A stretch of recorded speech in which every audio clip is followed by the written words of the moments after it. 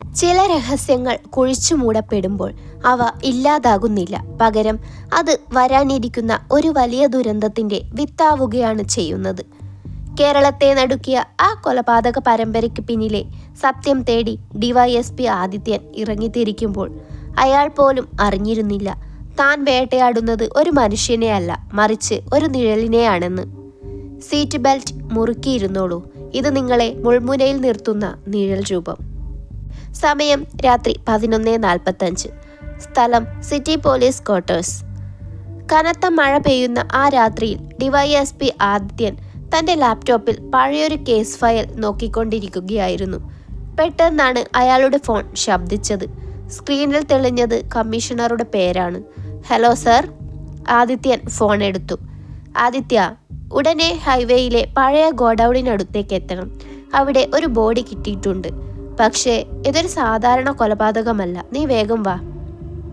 കമ്മീഷണറുടെ ശബ്ദത്തിൽ പരിഭ്രമം നിഴലിച്ചിരുന്നു. 10 മിനിറ്റിനുള്ളിൽ ആദിത്യൻ സംഭവ സ്ഥലത്തെത്തി. പോലീസ് ജീപ്പുകളുടെ നീലയും ചുവപ്പും വെളിച്ചം ആ ഇരുട്ടിൽ മിന്നിമറയുന്നുണ്ടായിരുന്നു. ആദിത്യൻ കാറിൽ നിന്നിറങ്ങി ഗോഡൌണിനുള്ളിലേക്ക് നടന്നു. അവിടെ കണ്ട കാഴ്ച അയാളെ ഒരു നിമിഷം സ്തബ്ധനാക്കി. ഒരു യുവാവിൻ്റെ മൃതദേഹം മേശയിൽ കെട്ടിയിട്ടിരിക്കുന്നു. ക്രൂരമായി കൊലപ്പെടുത്തിയ നിലയിലായിരുന്നു അത്. എന്നാൽ ആദിത്യനെ ഞെട്ടിച്ചത് അതൊന്നുമല്ല. ആ മൃതദേഹത്തിൻ്റെ നെറ്റിയിൽ രക്തം കൊണ്ട് ഒരു ചിഹ്നം വരച്ചിരുന്നു. 10 വർഷം മുമ്പ് കേരളം ചർച്ച ചെയ്ത, ഒരിക്കലും പിടിക്കപ്പെടാത്ത ഒരു സീരിയൽ കില്ലറുടെ അതേ അടയാളം. ഇത് അവൻ തന്നെയാണോ സർ? ആദിത്യൻ കമ്മീഷണറെ നോക്കി ചോദിച്ചു. 10 വർഷത്തിനു ശേഷം അവൻ തിരിച്ചു വന്നിരിക്കുന്നു ആദിത്യ. സിറ്റിയിൽ ഇനി ചോരപ്പുഴ ഒഴുകും. ആദിത്യൻ മൃതദേഹത്തിനടുത്തേക്ക് നീങ്ങി. അപ്പോഴാണ് അയാളുടെ ശ്രദ്ധ മൃതദേഹത്തിന്റെ കൈക്കുള്ളിലിരുന്ന ഒരു ചെറിയ കടലാസ് കഷണത്തിൽ പതിഞ്ഞത്. അതിൽ ഇപ്രകാരം എഴുതിയിരുന്നു: ആദിത്യ ഇര വീണു, അടുത്തത് നിന്റെ ഊഴമാണ് ആദിത്യ. അത് കണ്ട ആദിത്യന്റെ കണ്ണുകളിൽ പകയും ആകാംക്ഷയും ഒരുപോലെ മിന്നിമറഞ്ഞു. ഈ കൊലയാളിക്ക് തന്നെ നേരത്തെ അറിയാമോ, അതോ ഇതൊരു കെണിയാണോ? സ്ഥലം പോലീസ് ഹെഡ്ക്വാർട്ടേഴ്സ്. അടുത്ത ദിവസം രാവിലെ. ആ രാത്രിയിലെ കൊലപാതകം സിറ്റിയെ മുഴുവൻ ഭീതിയിലാഴ്ത്തിയിരുന്നു. ആദിത്യൻ തൻ്റെ ഓഫീസിലെ വൈറ്റ് ബോർഡിൽ ആ കൊലയാളി ഉപേക്ഷിച്ച അടയാളത്തിൻ്റെ ചിത്രം വരച്ചു. 10 വർഷം മുമ്പ് നടന്ന ഷാഡോ കില്ലിങ്സ് കേസിലെ അതേ രൂപം. സർ, മരിച്ചയാളെ തിരിച്ചറിഞ്ഞു. സബ് ഇൻസ്പെക്ടർ വിനയ് അകത്തേക്ക് കയറി വന്നു. അശ്വിൻ ഒരു ഫ്രീലാൻഡ് ഫോട്ടോഗ്രാഫറാണ്. കാര്യമായ കുറ്റകൃത്യ പശ്ചാത്തലമൊന്നുമില്ല. പക്ഷേ ഒരു കാര്യം നിഗൂഢമാണ്. എന്താണത്? ആദിത്യൻ ചോദിച്ചു. അശ്വിൻ കഴിഞ്ഞ കുറച്ചു ദിവസങ്ങളായി ഒരാളെ പിന്തുടരുകയായിരുന്നു എന്ന് അവൻ്റെ ക്യാമറയിൽ ചിത്രങ്ങളിൽ നിന്ന് വ്യക്തമാണ്. പക്ഷേ ആ ചിത്രങ്ങളെല്ലാം ആരോ ഡിലീറ്റ് ചെയ്തിരിക്കുന്നു. ഒരൊറ്റ ഫോട്ടോ മാത്രം ബാക്കിയുണ്ട്. വിനയ് ആ ഫോട്ടോ ആദിത്യന് നേരെ നീട്ടി. ഒരു റെയിൽവേ സ്റ്റേഷന്റെ പശ്ചാത്തലത്തിൽ എടുത്ത മങ്ങിയ ചിത്രം. അതിൽ കറുത്ത കോട്ടിട്ട ഒരാളുടെ പുറംഭാഗം മാത്രമേ കാണുന്നുള്ളൂ. എന്നാൽ ആ വ്യക്തിയുടെ ഇടതു കൈയിൽ വിചിത്രമായ ഒരു തഴമ്പ് ഉണ്ടായിരുന്നു. പെട്ടെന്ന് ആദിത്യന്റെ ഫോണിലേക്ക് ഒരു അജ്ഞാത സന്ദേശം വന്നു. ചിത്രങ്ങൾ കൊണ്ട് നീ എന്നെ പിടിക്കില്ല ആദിത്യ. നിനക്ക് ചുറ്റുമുള്ളവരിലേക്ക് ഒന്ന് നോക്കൂ. അടുത്തത് നിനക്ക് ഏറ്റവും പ്രിയപ്പെട്ട ഒരാളായിരിക്കും. ആദിത്യൻ ഞെട്ടിപ്പോയി. അയാൾ ഉടൻ തന്നെ തൻ്റെ ഭാര്യ മായയെ വിളിച്ചു. പക്ഷേ ഫോൺ സ്വിച്ച് ഓഫ് ആയിരുന്നു. ആദിത്യൻ്റെ ഉള്ളിൽ തീ പിടിച്ചു. അയാൾ വേഗം തൻ്റെ കാറിലേക്ക് ഓടിക്കയറി. വീട്ടിലേക്കുള്ള യാത്രയ്ക്കിടയിൽ ആദിത്യൻ ഒരു കാര്യം ശ്രദ്ധിച്ചു. ഒരു കറുത്ത സെഡാൻ കാർ അയാളെ പിന്തുടരുന്നുണ്ട്. ആദിത്യൻ വേഗത കൂട്ടി. പക്ഷേ ആ കാർ വിട്ടുപോകാതെ പിന്നാലെ തന്നെയുണ്ട്. ഒരു വളവ് തിരിഞ്ഞപ്പോൾ ആദിത്യൻ പെട്ടെന്ന് ബ്രേക്കിട്ടു. പിന്നാലെ വന്ന കാർ നിയന്ത്രണം വിട്ട് ഒരു മരത്തിലിടിച്ചു നിന്നു. ആദിത്യൻ തോക്കെടുത്ത് ആ കാറിനടുത്തേക്ക് ചെന്നു. കാറിൻ്റെ ഡോർ തുറന്നപ്പോൾ അയാൾ കണ്ടത് സീറ്റിൽ ചോരയിൽ കുളിച്ചു കിടക്കുന്ന ഒരു വ്യക്തിയെയാണ്. പക്ഷേ അതൊരു കൊലയാളി ആയിരുന്നില്ല. അത് സിറ്റിയിലെ പ്രമുഖ പത്രപ്രവർത്തകനായ രവി ആയിരുന്നു. രവി മരിക്കുന്നതിനു മുൻപ് ആദിത്യൻ്റെ കയ്യിൽ ഒരു ചെറിയ പെൻഡ്രൈവ് ഏൽപ്പിച്ചു. ആദിത്യ, ഇതിൽ എല്ലാമുണ്ട്. പോലീസ് ഡിപ്പാർട്ട്മെൻറ്റിനുള്ളിൽ തന്നെ ഒരു വാചകം പൂർത്തിയാക്കുന്നതിന് മുൻപ് തന്നെ രവി കണ്ണടച്ചു. പോലീസ് ഡിപ്പാർട്ട്മെൻറ്റിൽ ആരെയാണ് വിശ്വസിക്കേണ്ടത്? ആ പെൻഡ്രൈവിലുള്ള രഹസ്യം എന്താണ്? സ്ഥലം ആദിത്യൻ്റെ രഹസ്യ താവളം. പത്രപ്രവർത്തകൻ രവി മരിച്ചതോടെ ആദിത്യൻ കൂടുതൽ ജാഗ്രതയിലായി. സിറ്റി പോലീസിലെ ആരോ ഒരാൾ കൊലയാളിക്ക് വിവരം ചോർത്തുന്നുണ്ടെന്ന് അയാൾക്ക് ഉറപ്പായി. അതുകൊണ്ട് തന്നെ രവി നൽകിയ പെൻഡ്രൈവ് സ്റ്റേഷനിൽ കൊണ്ടുപോകാതെ തൻ്റെ വിശ്വസ്തനായ സുഹൃത്തും ഫോറൻസിക് വിദഗ്ധനുമായ ഹരിയുടെ അടുത്തേക്ക് ആദിത്യൻ തിരിച്ചു. ഹരി, ഇതിലുണ്ട് നമ്മൾ തിരയുന്ന ആൾ ആരാണെന്നുള്ള സൂചന. പക്ഷേ ഇത് അതീവ രഹസ്യമായിരിക്കണം, ആദിത്യൻ പറഞ്ഞു. ഹരി ലാപ്ടോപ്പിൽ പെൻഡ്രൈവ് തുറന്നു. അതിൽ 10 വർഷം മുൻപുള്ള ഷാഡോ കില്ലിംഗ് കേസിലെ ചില രേഖകളായിരുന്നു ഉണ്ടായിരുന്നത്. അന്ന് കേസ് അന്വേഷിച്ചിരുന്ന മുതിർന്ന ഓഫീസർമാർ ഈ കേസിലെ ഒരു പ്രധാന സാക്ഷിയെ മനഃപൂർവ്വം ഒഴിവാക്കിയതായി അതിൽ വ്യക്തമായിരുന്നു. പെട്ടെന്ന് ഹരി ഒരു ഫോട്ടോയിൽ സൂം ചെയ്തു. ആദിത്യ, ഇത് നോക്കൂ. അതൊരു പഴയ ഗ്രൂപ്പ് ഫോട്ടോ ആയിരുന്നു. അതിൽ 10 വർഷം മുൻപുള്ള പോലീസ് സംഘത്തോടൊപ്പം നിൽക്കുന്ന ഒരു യുവാവുണ്ട്. അവൻ്റെ ഇടതു കൈയിൽ അശ്വിൻ്റെ ക്യാമറയിൽ കണ്ട അതേ തഴമ്പ്. പക്ഷേ ആ മുഖം കണ്ട ആദിത്യൻ സ്തംഭിച്ചുപോയി. അത് സിറ്റിയിലെ ഇപ്പോഴത്തെ ഒരു ഉന്നത ഉദ്യോഗസ്ഥനായിരുന്നു. അതേസമയം ഹരിയുടെ ലാബിന് പുറത്ത് ഒരു കറുത്ത വാനിൻ്റെ ശബ്ദം കേട്ടു. മുഖം മൂടി ധരിച്ച 4-5 പേർ ആയുധങ്ങളുമായി ലാബിനു നേരെ വെടിയുതിർക്കാൻ തുടങ്ങി. ഹരി, താഴെ കിടക്കൂ, ആദിത്യൻ അലറി. ജനൽ ചില്ലുകൾ തകർന്നു വീണു. ആദിത്യൻ തൻ്റെ സർവീസ് റിവോൾവർ എടുത്ത് തിരിച്ചടിച്ചു. വെടിവയ്പ്പിനിടയിൽ ആദിത്യൻ കണ്ടു, അക്രമികളിൽ ഒരാൾ ഹരിയുടെ ലാപ്ടോപ്പ് തട്ടിയെടുക്കാൻ ശ്രമിക്കുന്നു. ആദിത്യൻ അയാളുടെ കാലിന് വെടിവെച്ചു. അവൻ നിലവിളിച്ചുകൊണ്ട് വീണു. ബാക്കിയുള്ളവർ പരിക്കേറ്റവനെയും കൊണ്ട് വാനിൽ രക്ഷപ്പെട്ടു. ആദിത്യൻ ഓടിച്ചെന്ന് വീണുകിടന്ന അക്രമിയുടെ മുഖം മൂടി മാറ്റി. പക്ഷെ കണ്ട കാഴ്ച അയാളെ തളർത്തിക്കളഞ്ഞു. അതൊരു പ്രൊഫഷണൽ ക്രിമിനൽ അല്ലായിരുന്നു, മറിച്ച് ആദിത്യൻ്റെ തന്നെ സ്ക്വാഡിലുള്ള ഒരു ജൂനിയർ ഓഫീസറായിരുന്നു. നീ എന്തിനിത് ചെയ്തു? ആദിത്യൻ അവൻ്റെ കോളറിൽ പിടിച്ച് കുലുക്കി. അവൻ ചുമച്ചുകൊണ്ട് രക്തം തുപ്പി. ആദിത്യ, നീ തോറ്റുപോയി. കളി തുടങ്ങിയിട്ടേയുള്ളൂ. നിന്റെ വീട്ടിലിപ്പോൾ ആരാണുള്ളതെന്ന് നീ നോക്കിയോ? ആദിത്യൻ്റെ ഫോണിൽ ഒരു മെസ്സേജ് കൂടി വന്നു. അതിൽ ഒരു വീഡിയോ ലിങ്ക് ഉണ്ടായിരുന്നു. ആ ലിങ്ക് തുറന്ന ആദിത്യൻ കണ്ടത് മായയെ ഒരു കസേരയിൽ കെട്ടിയിരിക്കുന്നതാണ്. അവളുടെ പിന്നിൽ ആ നിഴൽ രൂപം കത്തിയും പിടിച്ചു നിൽക്കുന്നു. ആദിത്യൻ്റെ കൈകൾ വിറച്ചു. സമയം അതിവേഗം നീങ്ങുകയാണ്. മായയെ രക്ഷിക്കാൻ ആദിത്യന് സാധിക്കുമോ? ആ ഡിപ്പാർട്ട്മെന്റിലെ യഥാർത്ഥ വില്ലൻ ആരാണ്? സ്ഥലം അജ്ഞാത കേന്ദ്രം. വീഡിയോ കണ്ട ആദിത്യൻ്റെ ലോകം ഒരു നിമിഷം നിലച്ചുപോയി. തൻ്റെ ഔദ്യോഗിക ജീവിതത്തിലെ ശത്രുക്കൾ തൻ്റെ കുടുംബത്തെ ലക്ഷ്യം വെക്കുമെന്ന് അയാൾ ഒരിക്കലും കരുതിയിരുന്നില്ല. ലാപ്ടോപ്പിലെ വീഡിയോയിൽ മായയുടെ കണ്ണുകളിലെ ഭയം ആദിത്യനെ ഉലച്ചു കളഞ്ഞു. ആദിത്യ, നിനക്ക് കൃത്യം 30 മിനിറ്റ് സമയം. മഞ്ചൂർ റോഡിലെ പഴയ സിനിമാ തിയേറ്ററിലേക്ക് നീ ഒറ്റയ്ക്ക് വരണം. പോലീസിനെ അറിയിച്ചാൽ മായയുടെ മൃതദേഹം നിനക്കവിടെ കാണാം. വീഡിയോയ്ക്ക് പിന്നിൽ നിന്ന് ഒരു വികൃതമായ ശബ്ദം മുഴങ്ങി. ആദിത്യൻ ഉടൻ തന്നെ തൻ്റെ വണ്ടി എടുത്തു. ഹരി തടയാൻ ശ്രമിച്ചെങ്കിലും ആദിത്യൻ കേട്ടില്ല. ഹരി, നീ രഹസ്യമായി പെൻഡ്രൈവിലെ ബാക്കി വിവരങ്ങൾ ഡീകോഡ് ചെയ്യ്. ഞാൻ അങ്ങോട്ട് പോവുകയാണ്. യാത്രക്കിടയിൽ ആദിത്യൻ തൻ്റെ ബുദ്ധി ഉപയോഗിച്ചു. തൻ്റെ വാച്ചിലെ GPS ട്രാക്കർ അയാൾ ഓണാക്കി ഹരിക്ക് സിഗ്നൽ നൽകി. സ്ഥലം ഉപേക്ഷിക്കപ്പെട്ട സിനിമാ തിയേറ്റർ. ഇരുൾ മൂടിയ ആ തിയേറ്ററിനുള്ളിലേക്ക് ആദിത്യൻ തോക്കുമായി കയറി. പഴയ സിനിമാ പോസ്റ്ററുകൾ ചുമരിൽ നിന്ന് ഇളകി വീണ് കിടക്കുന്നു. മുകളിൽ നിന്ന് വെള്ളം ഇറ്റു വീഴുന്ന ശബ്ദം മാത്രം. ഞാൻ എത്തി, മായയെ വിട്ടയക്കൂ, ആദിത്യൻ അലറി.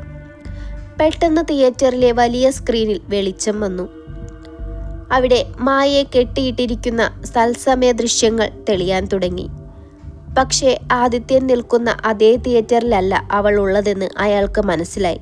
ഇതൊരു റെക്കോർഡഡ് വീഡിയോ അല്ല, പക്ഷേ സ്ഥലം മറ്റെവിടെയോ ആണ്. പെട്ടെന്ന് പിന്നിൽ നിന്ന് ഒരു നിഴൽ അനങ്ങി. ആദിത്യൻ തിരിഞ്ഞു വെടിവെക്കാൻ ഒരുങ്ങിയപ്പോഴേക്കും ശക്തമായ ഒരു പ്രഹരം അയാളുടെ തലയിൽ പതിച്ചു. ആദിത്യൻ നിലത്തേക്ക് വീണു. ബോധം മറയുന്നതിനു മുൻപ് അയാൾ ആ രൂപത്തെ കണ്ടു. കറുത്ത റെയിൻകോട്ട് ധരിച്ച ഒരാൾ. അയാളുടെ കയ്യിൽ 10 വർഷം മുൻപ് കാണാതായ ആദിത്യൻ്റെ പഴയ സർവീസ് റിവോൾവർ ഉണ്ടായിരുന്നു. നീ എന്നെ മറന്നുപോയോ ആദിത്യ? 10 വർഷം മുൻപ് ഒരു രാത്രിയിൽ നീ എടുത്ത ആ തീരുമാനം, അതിനുള്ള ശിക്ഷയാണിത്, കൊലയാളി ചിരിച്ചുകൊണ്ട് പറഞ്ഞു. ആദിത്യൻ കണ്ണുകൾ തുറക്കാൻ ശ്രമിച്ചു. ആ ശബ്ദം അയാൾക്ക് പരിചയമുള്ളതായിരുന്നു. തൻ്റെ പഴയ സുഹൃത്തും സഹപ്രവർത്തകനുമായിരുന്ന 10 വർഷം മുൻപ് ഒരു ഏറ്റുമുട്ടലിൽ കൊല്ലപ്പെട്ടെന്ന് കരുതിയ രാഹുലിൻ്റെ ശബ്ദം. അപ്പോഴാണ് തിയേറ്ററിന് പുറത്ത് പോലീസ് സൈറണുകൾ മുഴങ്ങിയത്. രാഹുൽ ആദിത്യനെ നോക്കി പരിഹസിച്ചു. നീ ചതിച്ചു ആദിത്യ. പോലീസിനെ വിളിക്കില്ലെന്ന് പറഞ്ഞിട്ട് നീ അവരെ കൂട്ടി വന്നു. ഇനി മായയുടെ മരണം നീ തത്സമയം കാണൂ. രാഹുൽ ഒരു റിമോട്ട് ബട്ടൺ അമർത്തി. സ്ക്രീനിൽ മായ ഇരിക്കുന്ന മുറിയിൽ ഗ്യാസ് നിറയാൻ തുടങ്ങി. ആദിത്യൻ ചോരയൊലിപ്പിച്ചുകൊണ്ട് എഴുന്നേറ്റു. അയാൾക്ക് മുന്നിൽ 2 ലക്ഷ്യങ്ങൾ. തൻ്റെ മുന്നിൽ നിൽക്കുന്ന പഴയ സുഹൃത്തിനെ നേരിടുക, മറ്റൊന്ന് മായ എവിടെയാണെന്ന് കണ്ടെത്തി അവളെ രക്ഷിക്കുക. പോലീസ് സൈറണുകൾ അടുത്തെത്തുന്നുണ്ടായിരുന്നു. പക്ഷേ ആദിത്യൻ്റെ ശ്രദ്ധ മുഴുവൻ സ്ക്രീനിലായിരുന്നു. മായ ഇരിക്കുന്ന മുറിയിൽ വിഷവാതകം നിറയുകയാണ്. അവൾ ശ്വാസം കിട്ടാതെ പിടയുന്നു. രാഹുൽ, നീ മരിച്ചതാണെന്ന് എല്ലാവരും കരുതി. എന്തിനാണ് നീ ഇത് ചെയ്യുന്നത്? ആദിത്യൻ കിതച്ചുകൊണ്ട് ചോദിച്ചു. ഞാൻ മരിച്ചതല്ല ആദിത്യ, എന്നെ നിങ്ങൾ കൊല്ലാൻ വിട്ടുകൊടുത്തതാണ്. രാഹുലിൻ്റെ ശബ്ദത്തിൽ പക ജ്വലിച്ചു. 10 വർഷം മുൻപ് ആ കൊടും ക്രിമിനലിനെ പിടിക്കാൻ നമ്മൾ പോയപ്പോൾ എന്നെ ഒറ്റിക്കൊടുത്തത് നമ്മുടെ ഡിപ്പാർട്ട്മെൻറ്റിലെ തന്നെ ഉന്നതന്മാരാണ്. നീ അന്ന് നിന്റെ പ്രൊമോഷന് വേണ്ടി അവർക്ക് കൂട്ടുനിന്നു. ഞാൻ മരണത്തിൻ്റെ വക്കിൽ നിന്ന് തിരിച്ചു വന്നത് ഇതിനു വേണ്ടിയാണ്. രാഹുൽ തോക്ക് ആദിത്യൻ്റെ നെറ്റിക്ക് നേരെ ചൂണ്ടി. എന്നാൽ ആദിത്യൻ പെട്ടെന്ന് ചിരിച്ചു. നീ ഒരു കാര്യം മറന്നു രാഹുൽ. ഞാൻ പോലീസിനെ വിളിച്ചിട്ടില്ല. ആ കേൾക്കുന്ന സൈറനുകൾ എൻ്റെ സുഹൃത്ത് ഹരി സെറ്റ് ചെയ്ത വെറും സൗണ്ട് സിസ്റ്റമാണ്. നിന്റെ ശ്രദ്ധ തിരിക്കാൻ വേണ്ടി മാത്രം. അതേ നിമിഷം ആദിത്യൻ തൻ്റെ ബൂട്ടിനുള്ളിൽ ഒളിപ്പിച്ച ചെറിയ കത്തി എറിഞ്ഞു. അത് രാഹുലിൻ്റെ കയ്യിൽ തറച്ചു. രാഹുലിൻ്റെ കയ്യിൽ നിന്ന് തോക്ക് താഴെ വീണു. ആദിത്യൻ ആഞ്ഞെടുത്ത് രാഹുലിനെ കീഴ്പ്പെടുത്തി. പറയൂ, മായ എവിടെയാണ്? ആദിത്യൻ അലറി. രാഹുൽ ചോര തുപ്പിക്കൊണ്ട് ചിരിച്ചു. അവൾ നിന്റെ മൂക്കിന് താഴെ തന്നെയുണ്ട് ആദിത്യ. പക്ഷേ നീ അവളെ കാണില്ല. കാരണം നിന്റെ ഉള്ളിലെ ശത്രു നിനക്ക് പിന്നിൽ തന്നെയുണ്ട്. പെട്ടെന്ന് തിയേറ്ററിൻ്റെ പിൻഭാഗത്ത് നിന്ന് ഒരു വെടിയൊച്ച കേട്ടു. രാഹുലിൻ്റെ നെഞ്ചിൽ വെടിയുണ്ട തുളഞ്ഞു കയറി. അയാൾ തലക്ഷണം മരിച്ചു. ആദിത്യൻ തിരിഞ്ഞു നോക്കിയപ്പോൾ കണ്ടത് തൻ്റെ ഉന്നത ഉദ്യോഗസ്ഥനായ IG പ്രതാപനെയാണ്. ആദിത്യ, നീ സുരക്ഷിതനാണോ?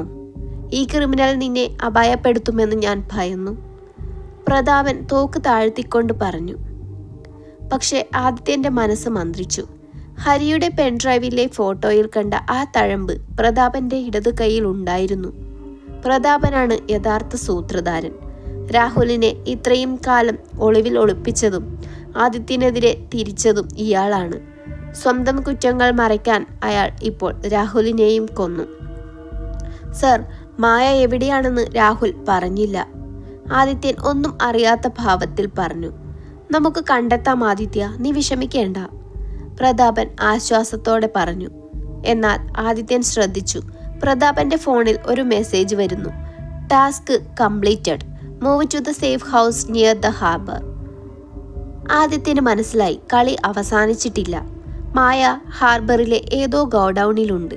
പ്രതാപന്റെ ചതി പുറത്തു കൊണ്ടുവരാനും മായയെ രക്ഷിക്കാനും ആദിത്യന് ഇനി വളരെ കുറച്ച് സമയം മാത്രമേയുള്ളൂ. വണ്ടിക്കുള്ളിൽ ഹാർബറിലേക്കുള്ള യാത്ര.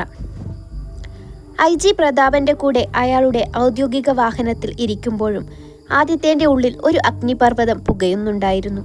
തൻ്റെ മുന്നിലിരിക്കുന്നത് ഒരു സഹപ്രവർത്തകൻ മാത്രമല്ല, 10 വർഷത്തെ കൊടും ക്രൂരതകൾ മറച്ചുവെച്ച കൊലയാളിയാണെന്ന് ആദിത്യൻ തിരിച്ചറിഞ്ഞു.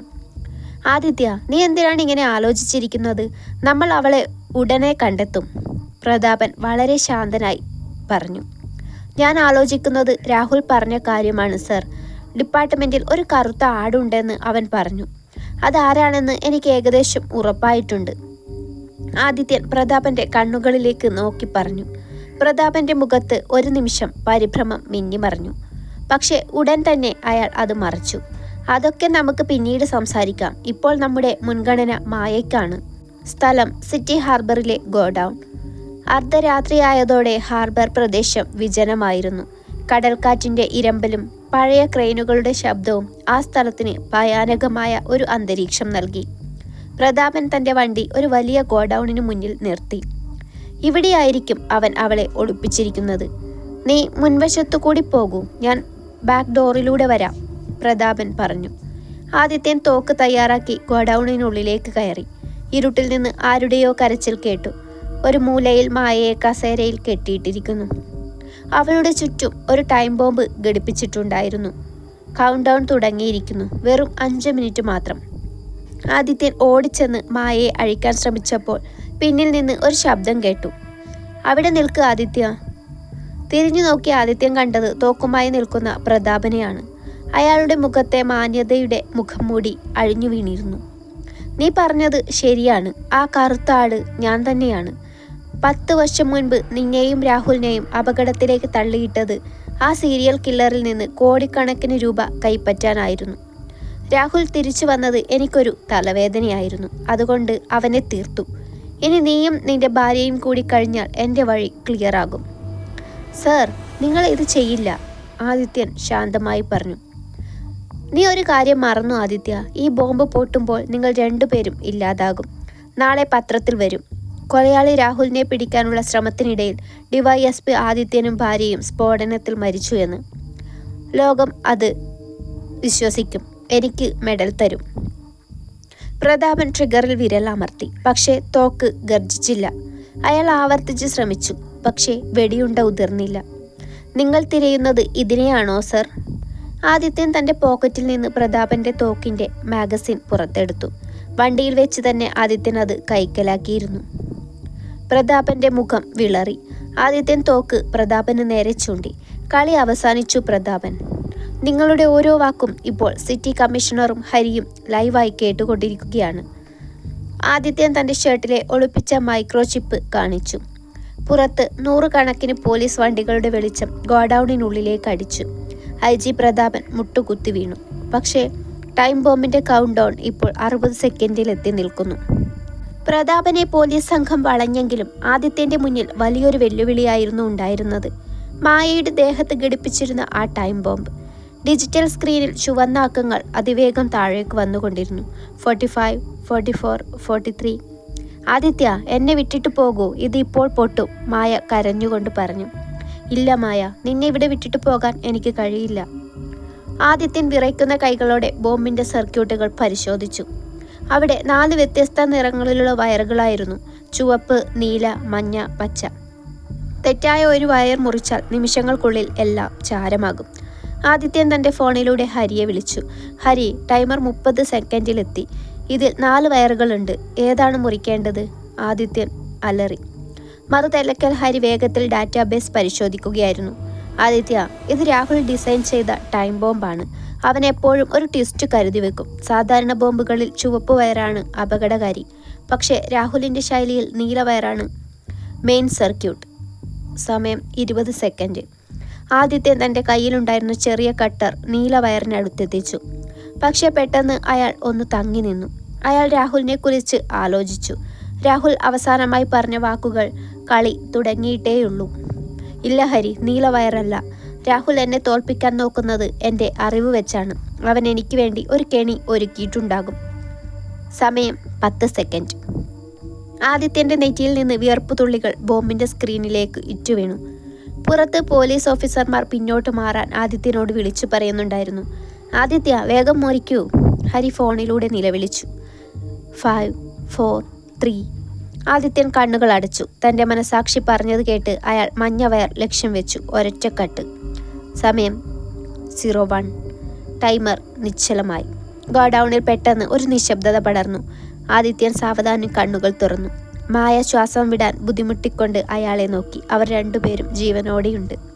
നീ എങ്ങനെയാണ് മഞ്ഞ വയർ തിരഞ്ഞെടുത്തത്? ഹരി അത്ഭുതത്തോടെ ചോദിച്ചു.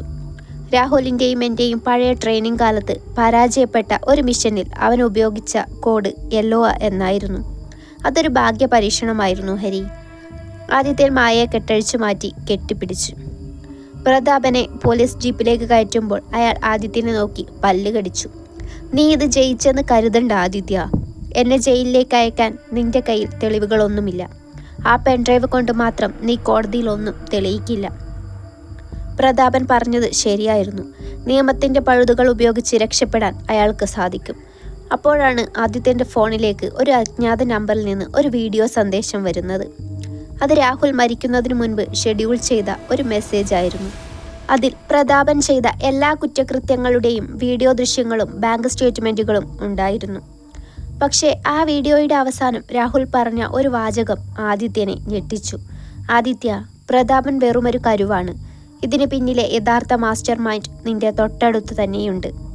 സ്ഥലം city police commissioner office. IG പ്രതാപന്റെ അറസ്റ്റോടെ കേസ് അവസാനിച്ചു എന്ന് എല്ലാവരും കരുതി. എന്നാൽ രാഹുലിന്റെ വീഡിയോ സന്ദേശം ആദിത്യന്റെ ഉറക്കം കെടുത്തി.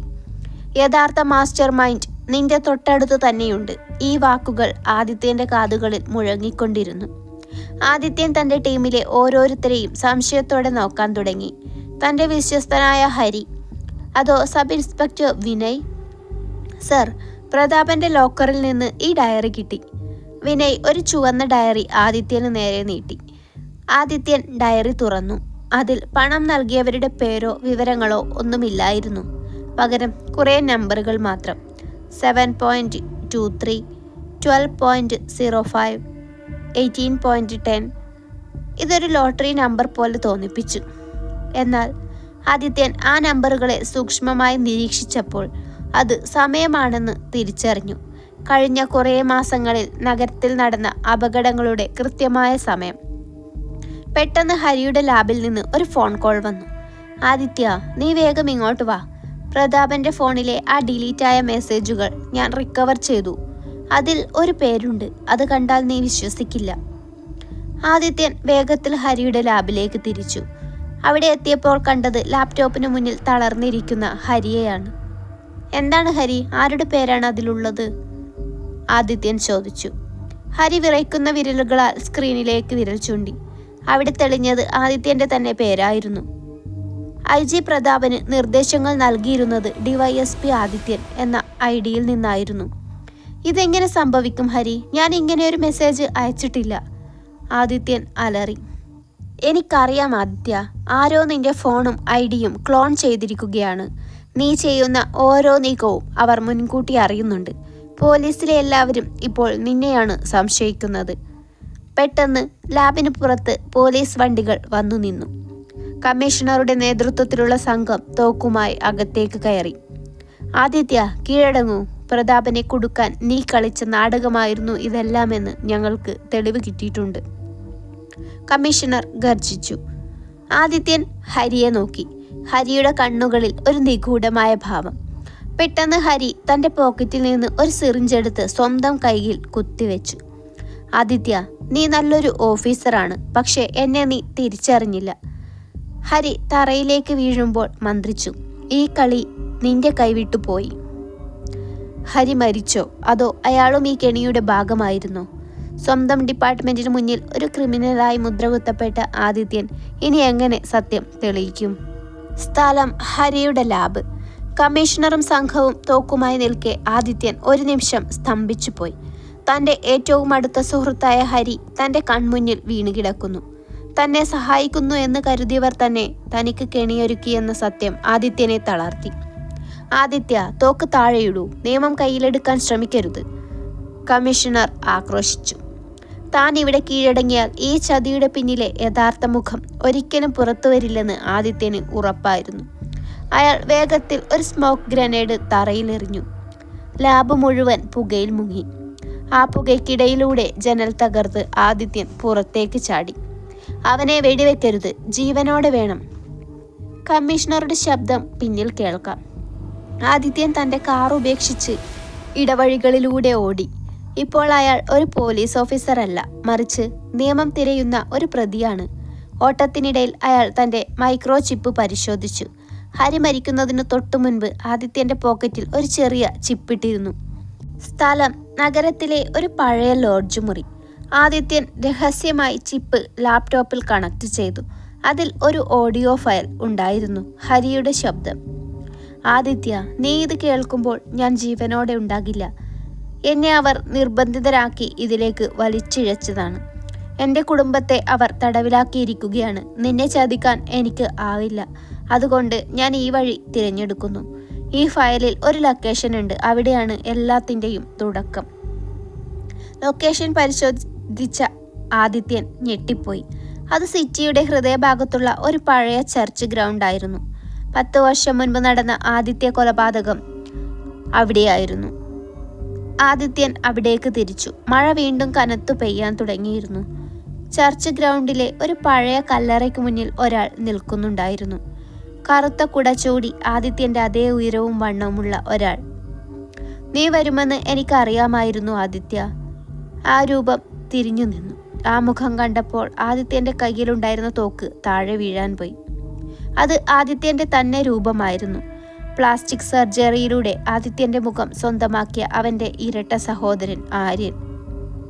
വർഷങ്ങൾക്ക് മുൻപ് ഒരു അപകടത്തിൽ മരിച്ചു എന്ന് കരുതിയ ആര്യൻ.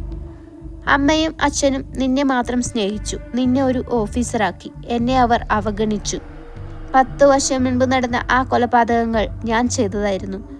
പക്ഷേ പ്രതാപൻ എന്നെ രക്ഷിച്ചു. പകരം നിന്റെ ജീവിതം നശിപ്പിക്കാൻ അവൻ എന്നെ ഉപയോഗിച്ചു. ആര്യൻ പൈശാചികമായി ചിരിച്ചു. നീ എൻ്റെ ചോരയാണ് ആര്യൻ. എന്തിനാണ് നീ ഇത് ചെയ്തത്? ആദിത്യൻ വേദനയോടെ ചോദിച്ചു.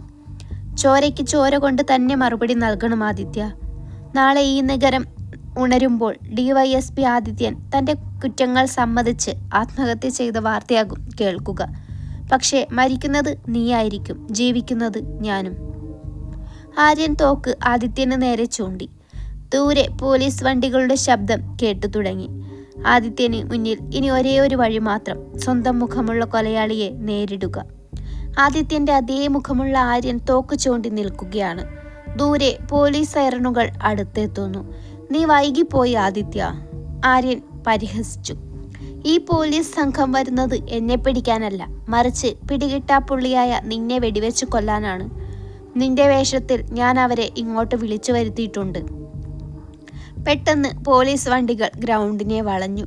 കമ്മീഷണറും സംഘവും വണ്ടിയിൽ നിന്നിറങ്ങി. അവർക്ക് മുന്നിൽ 2 ആദിത്യന്മാർ, ഒരേ മുഖം, ഒരേ വസ്ത്രം. പോലീസുകാർ അമ്പരന്ന് നിന്നു.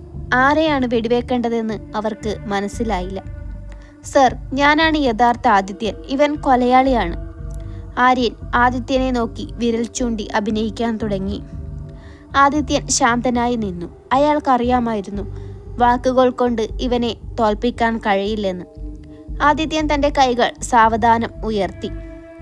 കമ്മീഷണർ സർ, ഞങ്ങൾ 2 പേരിൽ ഒരാൾ കൊലയാളിയാണ്. അത് ആരാണെന്ന് തിരിച്ചറിയാൻ ഒരേയൊരു വഴിയേയുള്ളൂ. 10 വർഷം മുൻപ് നടന്ന ആ അപകടം. അന്ന് ആര്യൻ്റെ ഇടത് കൈ മുറിഞ്ഞിരുന്നു. പക്ഷേ എൻ്റെ കയ്യിൽ അങ്ങനെയൊരു പാടില്ല. ആര്യൻ ഒരു നിമിഷം ഞെട്ടി. തൻ്റെ കറുത്ത ജാക്കറ്റിനുള്ളിൽ ആ പാട് അവൻ ഒളിപ്പിച്ചിരിക്കുകയായിരുന്നു. പാനിക്കായ ആര്യൻ പോലീസിന് നേരെ വെടിയുതിർക്കാൻ ശ്രമിച്ചു. എന്നാൽ അതിവേഗത്തിൽ പ്രതികരിച്ച ആദിത്യൻ ആര്യൻ്റെ കയ്യിൽ അടിച്ചു തോക്ക് തെറിപ്പിച്ചു. 2 പേരും തമ്മിൽ കനത്ത പോരാട്ടം നടന്നു. മഴയിലും ചളിയിലും ഉരുണ്ടുമറിഞ്ഞുള്ള ആ പോരാട്ടത്തിനൊടുവിൽ ആദിത്യൻ ആര്യനെ കീഴ്പ്പെടുത്തി. കമ്മീഷണർ ഓടി അടുത്തെത്തി. ആദിത്യൻ ആര്യൻ്റെ ജാക്കറ്റ് വലിച്ചു കീറി. അവിടെ ആ പഴയ മുറിപ്പാട് തെളിഞ്ഞു കണ്ടു. ഇവൻ എൻ്റെ സഹോദരൻ ആര്യനാണ് സർ. ഇവനെ സഹായിച്ചിരുന്നത് പ്രതാപനും ഹരിയുമാണ്. പക്ഷേ ഹരി എന്നെ സഹായിക്കാൻ ശ്രമിച്ചതുകൊണ്ടാണ് അവർ ഇയാളെ കൊന്നത്. ആദിത്യൻ കിതച്ചുകൊണ്ട് പറഞ്ഞു. 1 മാസത്തിന് ശേഷം നഗരത്തിൽ സമാധാനം തിരിച്ചു വന്നു. പ്രതാപനും ആര്യനും ജയിലിലായി. ആദിത്യൻ തൻ്റെ ഔദ്യോഗിക പദവിയിൽ തിരിച്ചെത്തി. ഹരിയുടെ കുടുംബത്തിന് പോലീസ് ഡിപ്പാർട്ട്മെൻറ്റ് സഹായം നൽകി. ആദിത്യൻ തൻ്റെ ഓഫീസിൽ ഇരിക്കുമ്പോൾ വിനയ് ഒരു കവർ കൊണ്ടുവന്നു. സർ, ഇത് ഹരിയുടെ ലാബിൽ നിന്ന് കിട്ടിയതാണ്. ആദിത്യൻ ആ കവർ തുറന്നു. അതിലൊരു പഴയ ഫോട്ടോ ഉണ്ടായിരുന്നു. ആദിത്യനും ആര്യനും ഹരിയും കുട്ടിക്കാലത്ത് ഒരുമിച്ച് നിൽക്കുന്ന ചിത്രം. ഫോട്ടോയുടെ പിന്നിൽ ഹരിയുടെ കൈപ്പടയിൽ എഴുതിയിരുന്നു, ആദിത്യ, നിഴലുകൾ എപ്പോഴും വെളിച്ചത്തിന് പിന്നാലെയുണ്ടാകും. പക്ഷേ വെളിച്ചം ഉള്ളിടത്തോളം കാലം നിഴലിന് ഒന്നും ചെയ്യാൻ കഴിയില്ല. ജാഗ്രത. ആദിത്യൻ ജനാലയിലൂടെ പുറത്തേക്ക് നോക്കി. നഗരം ശാന്തമാണ്. പക്ഷേ അയാൾക്കറിയാം ഓരോ നിശബ്ദതയ്ക്ക് പിന്നിലും ഒരു വലിയ കൊടുങ്കാറ്റ് ഒളിഞ്ഞിരിപ്പുണ്ടാകുമെന്ന്.